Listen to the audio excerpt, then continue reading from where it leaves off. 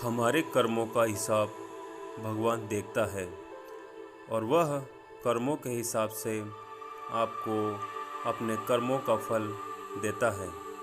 इसी कथन को हम सत्य करेंगे एक कहानी के माध्यम से। अभी तक आपने हमारा चैनल सब्सक्राइब नहीं किया है तो चैनल को सब्सक्राइब कर लीजिए और बेल आइकन को प्रेस कर लीजिए, जिससे कि आने वाले सारे वीडियोस आप तक आसानी से पहुंच सकें। एक बहुत ही पुराने समय की बात है। किसी जंगल में एक साधु महात्मा का आश्रम था। जंगल के बीचों बीच आश्रम बहुत ही रमणीय और मन को शांति प्रदान करने वाला था। साधु महात्मा उस आश्रम में अपने शिष्यों को विभिन्न विषय आदि पर शिक्षा प्रदान किया करते थे। सभी विद्यार्थी उन साधु महात्मा की बहुत चर्चा करते थे और उन महात्मा की चर्चा दूर दूर के राज्यों में होती थी। एक दिन दो युवक उन महात्मा के पास आए और उनका शिष्य बनने की इच्छा व्यक्त की। दोनों युवक अच्छे कुल और परिवार से थे और वह दोनों भी उन महात्मा की चर्चा सुनकर उनसे शिक्षा प्राप्त करने हेतु आश्रम में पहुँचे थे। महात्मा ने सोचा कि इन्हें शिष्य के रूप में स्वीकार करने से पहले एक छोटी सी परीक्षा ली जाए और उन्होंने उन दोनों से आश्रम में रखे हुए दो मिट्टी के कबूतर लाने को कहा। दोनों कबूतर बहुत ही सुंदर थे तथा उन पर विशिष्ट प्रकार की कलाकृति की गई थी, जिससे वे बेहद खूबसूरत लग रहे थे। महात्मा ने एक एक कबूतर दोनों युवकों के हाथ में दिए और उनसे कहा कि आपको आपके हाथ में दिए हुए कबूतर की गर्दन तोड़नी है। उन युवकों को लगा कि ये तो बहुत ही सरल काम है और इससे क्या शिक्षा हासिल होगी और इससे गुरुजी क्या परीक्षा लेंगे।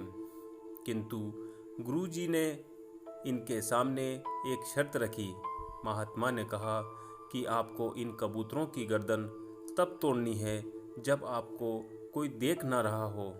स्मरण रहे, यदि आपको इनकी गर्दन तोड़ते हुए किसी ने देख लिया तो आप परीक्षा में निष्फल हो जाओगे।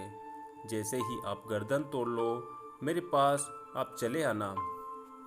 दोनों युवकों को लगा कि यह तो बहुत ही सीधा साधा और सरल काम है और दोनों आश्रम से बाहर की ओर चल पड़े। एक युवक आश्रम से थोड़ी दूर गया और उसने देखा कि यहाँ कोई देख ही नहीं रहा है, दूर दूर तक कोई दिखाई नहीं दे रहा है, तो मैं गर्दन तोड़ देता हूँ और गुरुजी से जाकर यह बात तुरंत कहता हूँ। दूसरा युवक हाथ में उस कबूतर की कलाकृति को लिए जंगल में चला गया।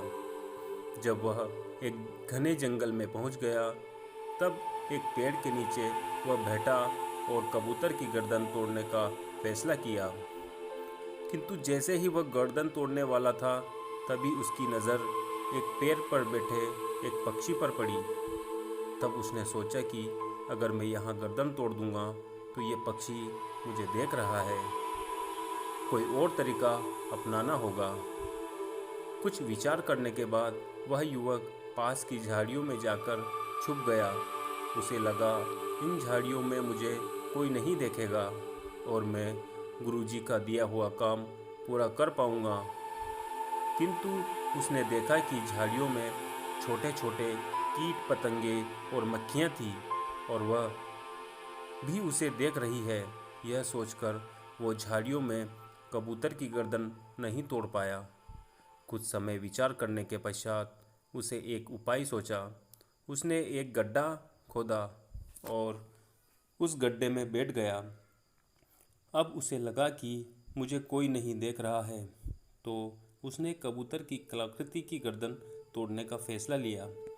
किंतु उसे एक विचार आया कि मैं अगर इस कलाकृति की गर्दन तोड़ दूंगा तो इस कलाकृति में जो आंखें बनी है वह मुझे देख रही है। और यही सोचकर उसने उस कलाकृति पर एक कपड़ा डाल दिया और जैसे ही वो गर्दन तोड़ने को हुआ, उसे ख्याल आया कि मेरी आंखें तो मुझे देख रही है, इस कबूतर की गर्दन तोड़ते हुए, तो उसने अपनी आंखें बंद कर ली। अब युवक को ना ही कलाकृति की आंखें देख रही है, ना उसकी खुद की आंखों से देख रही है। और वह जैसे ही गर्दन तोड़ने को हुआ, मानो उसके अंदर से आवाज़ उठी कि अरे, मैं तो देख रहा हूँ। और वह आवाज़ उसके हृदय की थी, मैं तो देख रहा हूँ।